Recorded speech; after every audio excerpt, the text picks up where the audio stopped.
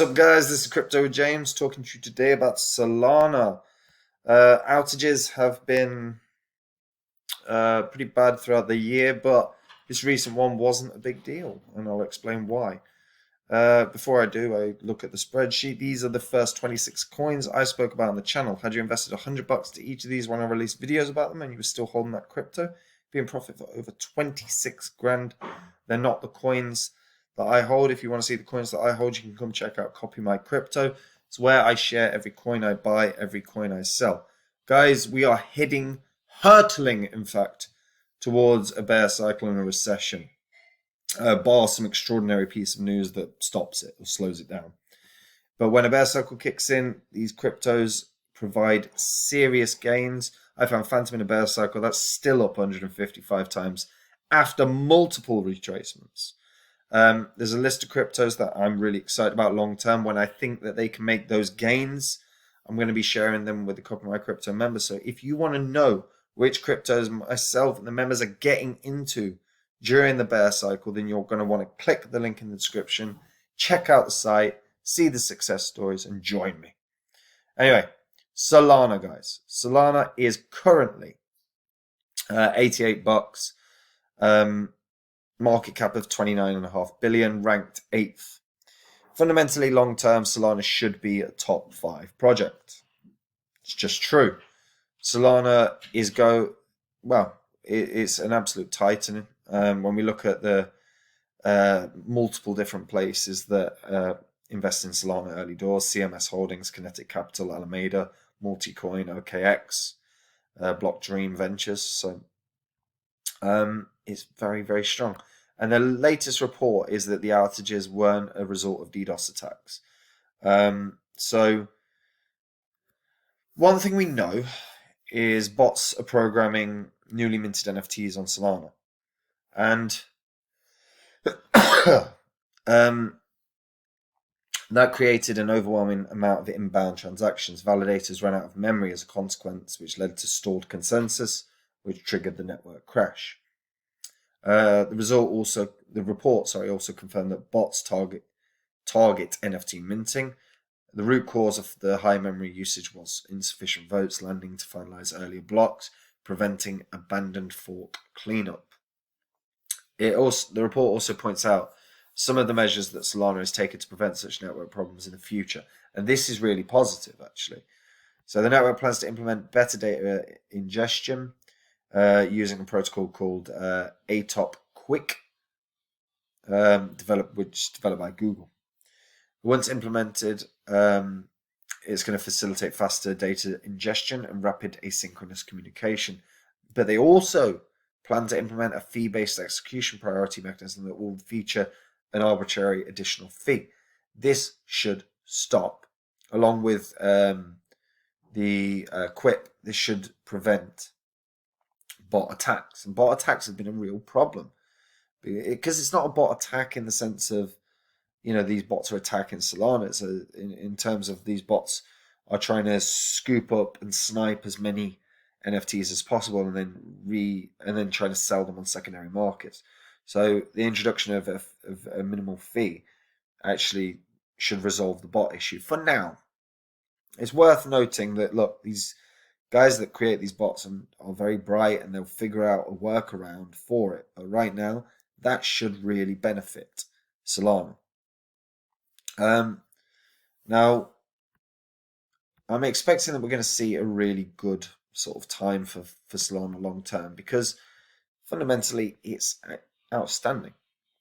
There does need to be a resolution in terms of this network collapse. I understand that they don't want to end up in a situation similar to Ethereum, where gas wars effectively mean that the network is never out, but when there's high usage, people are going to get absolutely destroyed by transaction fees. And I understand them not wanting that for users, but you also can't have your blockchain offline for 8 hours. It's not okay. But when you realize that currently they've completed over 72 billion transactions. Average cost of a transaction is so minimal. Solana fundamentally is ideal for DeFi. There's no denying it. In terms of crypto projects that should be building on Solana, it's vital that they use Solana, because Solana allows your everyday person to participate in DeFi without losing 5 or 10% of the value of their holdings because of transaction fees. Solana state on their site they ensure composability between ecosystem projects by maintaining a single global state as the network scales, and they said never deal with fragmented layer 2 systems or sharded chains. I understand that approach again, and I get why they're doing it, but and the purpose of layer 2s for Ethereum is to remove some of the stress from the network to improve scalability. Scalability is not necessarily a major concern for Solana right now. 2.6k transactions per second is damn good, and that will get better. Their intent is to be low cost forever. Solana's scalability should ensure that transactions remain less than 1 cent for both developers and users. And with a 400 millisecond block time, and as hardware gets faster, so does the network. So it's infinitely scalable. Ugh, words. And this is what bodes well. This is why Solana is probably the fastest growing network and ecosystem in all of crypto right now. When we actually look at the ecosystem on Solana, we've got projects like Steppen. Steppen's obviously been enormously successful, although I still feel like that won't last forever. But in terms of DeFi, Serum is very good. Radium is very, very good. Mango is pretty damn good. In terms of lending protocols, obviously Port Finance is pretty damn good. NFT marketplaces, they have a fair few. I would like to start seeing far more projects on Solana that are focused on DeFi applications more than anything. Your DEXs we've probably somewhat oversaturated at this point. But lending protocols, yield farming, staking mechanisms. We want to see all of that on Solana. And I know, actually, to be honest, Solana, because of their speed and their throughput, games could be phenomenal. On Solana. We'd want to start seeing a real growth of games. Now, you've got 279 right now, which is damn good. But in terms of use case, or in terms of users, we're not seeing tons. Hog Limix is got the biggest user base at the moment. And that's an app that people can play. It's next gen crypto metaverse project. And this might end up continuing momentum. Play to earn Olympic soccer game. I like that as a concept. And it's got a hell of a lot of upvotes. That's actually by upvotes, not by users. But I would like to see that we're getting more metaverse-based crypto games in Solana. And like I said, we have tons. NFTs right now keep building on Solana for obvious reasons. Star Atlas, actually, that's probably one of the biggest as well. In terms of users. And long term, this is staggering. Solana is legitimately very, very strong. When we look at overall how they've improved scalability, proof of history consensus combined with proof of stake allows for scalability. Anatoly Yakovenko is obviously is the most important person behind Solana. He also was a software engineer at Dropbox. He's obviously fairly successful in terms of development. And what we want to really see for Solana long term is that continued development. that continued excitement. And I do believe that there is the outages are an issue that needs to be resolved. And its aspiration to be the Visa of crypto, I love as a even a statement, but they have got to resolve the outages. It's the only thing that long term can impede. Yeah, the only thing that's going to impede on them is outages long term. They may have issues with regards to how funds were raised. That may be discussions that end up being made over the course of time. Because obviously there's been questions about that. But fundamentally, Solana is it a rival for Ethereum? Probably. I don't really like the whole terminology of rivalries because I think it's nonsense fundamentally. But this is one that has the potential for huge success.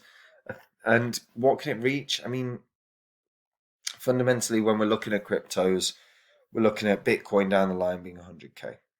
Well, we're probably looking at Bitcoin down the line being 500,000 a coin. So Bitcoin being 500,000 a coin is about 12x from where it is right now, thereabouts. So what can Solana do in that same space of time? From the point that we're at now to Bitcoin reaching 500,000, you're probably looking at between 4 and 8 years. And for that to happen, maybe even longer, maybe 12 years. But in that same space of time, if Solana is built upon continuously, if it's developed continuously, you would expect it to do that 12x and possibly more. The 12x from this point is just $1,000 a coin. That would be a market cap of right now, based on circulating supply, $334 billion, which is still nothing compared to what Bitcoin's would be at the time, and presumably Ethereum's, because I still believe Ethereum's narrative is store of value. So long term, Solana for a 12x from this point still seems more than achievable, because it can be a top 5 coin. Take out Tether, but long term, Bitcoin, Ethereum. You can make arguments for Binance and Cardano and Ripple. I think Solana is still in there. You can also make an argument for Avalanche. Yeah, but the outages are going to be a problem. And you can't start suffering outages when you've got multiple games, when you've got multiple DeFi applications, where you need consistency. And I believe they'll get that because they're a phenomenal team and they've done phenomenal work already. But the outages have to stop. They can't have complete blockchain shut down as a result of failing consensus. So that's the only thing right now I feel like they've got to get control of.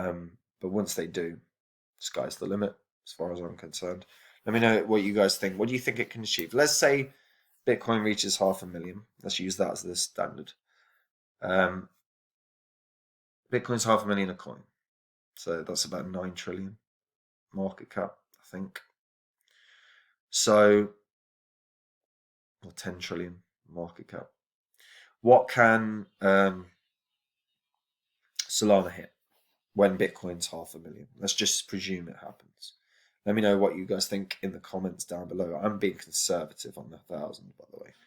I know that, but let me know what you guys think in the comments. Like the video, subscribe to the channel, and hit that bell notification so you know when new content's coming out. And that's it from me. Hope you're all keeping well. If you're new to crypto, you've been in crypto a while, and you're not prepared for the bear cycle, you've not got cryptos that you think long-term are beasts, then you can come check out Copy My Crypto, and you can see exactly what I'm saying in terms of the cryptos that could be absolute titans during the bear cycle. I cannot wait to find trigger points and entry points for those coins. So if you want to know, click the link in the description and check it out. That's it from me. Take it easy. Bye-bye.